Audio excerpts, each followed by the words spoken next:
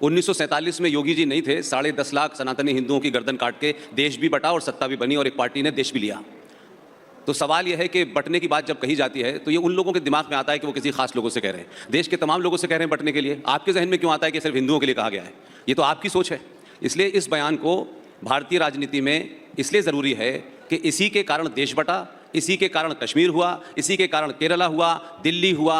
कोई देश का ऐसा कोना नहीं है जहां सांप्रदायिकता का चरम पर हो और लोगों को काट करके, चिल्ला करके, दबाव बना करके। नुपुर शर्मा इसकी जीती जागती मिसाल है। कोई बेटी सच बोले तो एक मजहब के लोग चौराहे चौराहे निकल करके खड़े होंगे और कहेंगे सर तन से जुदा हो जाएगा। उनके सिलसिले में लोग अपना सेकुलरिज्म लेके नहीं आते।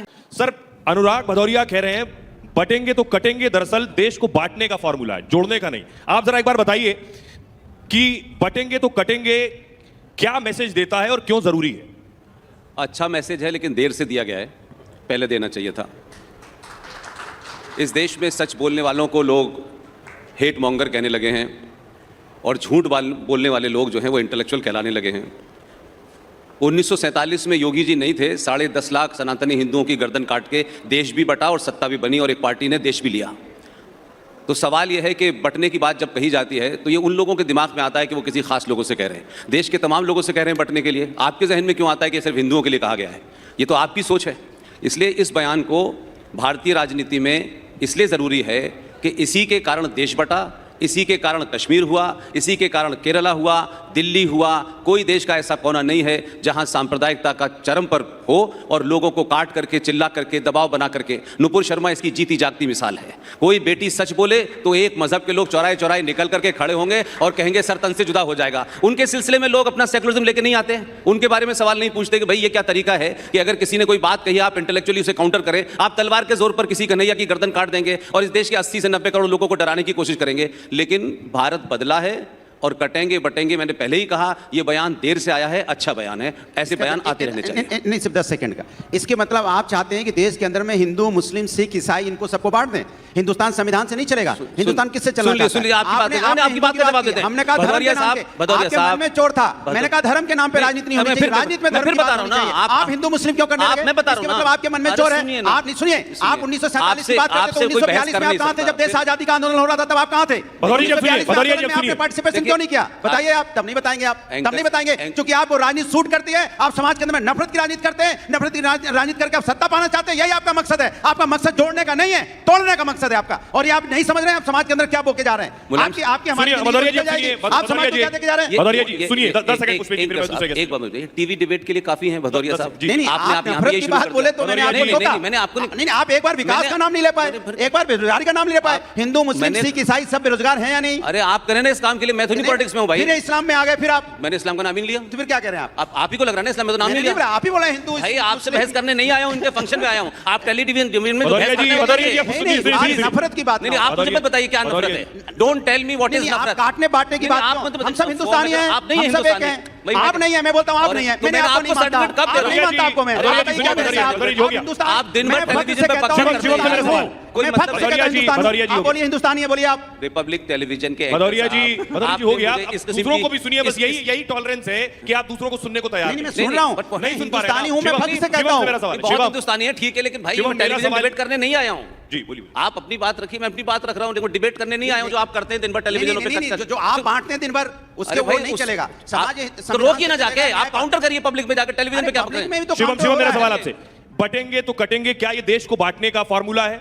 अगर मैं इसको इस तरह से 47 में ये नारा था, फिर 47 में चले गए। 2014 के बाद की बात क्यों नहीं होगी? 47 में क्यों भाग रहे हो आप? फिर 1942 की बात कीजिए। आप कराना चाहिए करा, मैं डिबेट में नहीं आया। अपनी बात 47 को भाग रहे हैं, देश को पीछे क्यों ले जाना चाहते हैं? नहीं, पीछे क्यों ले जा रहे हैं देश को? आगे ले जाइए। सवाल आपसे शिवम, मेरा सवाल आपसे, शिवम मेरा सवाल आपसे, जब आप कहते हैं, ये तो ठीक है, जब आप कहते हैं शिवम कि बटोगे तो कटोगे, इसी हरियाणा में जब आप जाट और नॉन जाट करते हैं तब आप क्या बांट नहीं रहे होते? देखिए पुष्पेंद्र जी, ये आपके लिए है कि सारी खुदाई एक तरफ और सिर्फ मुसलमानों के लिए लड़ता सफाई एक तरफ। मुसलमान आ गया। आप इनसे कितना भी हम कहते हैं, आप प्लीज बीच में नहीं है, हर जगह ठीक नहीं रहती। रुको जरा। अच्छा एक चीज बताइए, बटोगे तो कटोगे में किसी में हिंदू कोई मुसलमान नहीं लिखा हुआ है। ये अपने आप ही उसमें मतलब हिंदू मुसलमान क्यों ढूंढ ले रहे हैं? हम कहते हैं कि बटोगे तो कटोगे।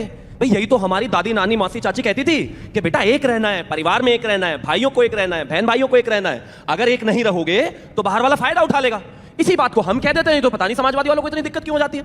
अब आपका जाट और नॉन जाट पर आता हूं। मैं मानता हूं कि भारतीय जनता पार्टी को हरियाणा में 36 बरादरियों ने वोट दिया है। हर जगह जिस जाट बेल्ट डोमिनेटेड जिसको कहा जाता था, वहां भी 17 में से 9 सीटें भारतीय जनता पार्टी को मिली है। तो हम तो जाट नॉन जाट कर नहीं रहे, हम तो अगला पिछड़ा कर नहीं रहे। ये पीडीए वाले जिनके मतलब पीडीए के पूरे फॉर्म में भी अगला नहीं है, वो यहां कहते हैं कि हम बांट रहे हैं। हम बांट नहीं रहे हैं जी, बहुत साफ है।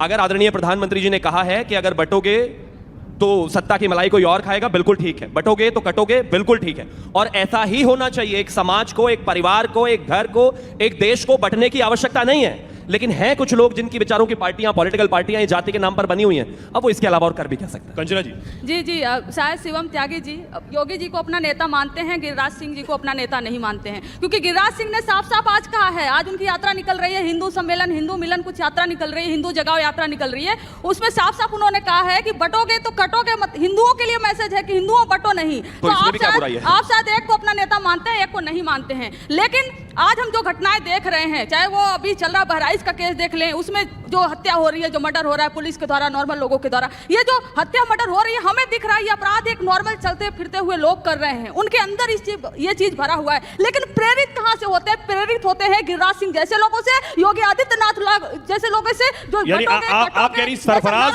सरफराज ने रामगोपाल मिश्रा पर गोली चलाई, ये गिरिराज सिंह से प्रेरित था?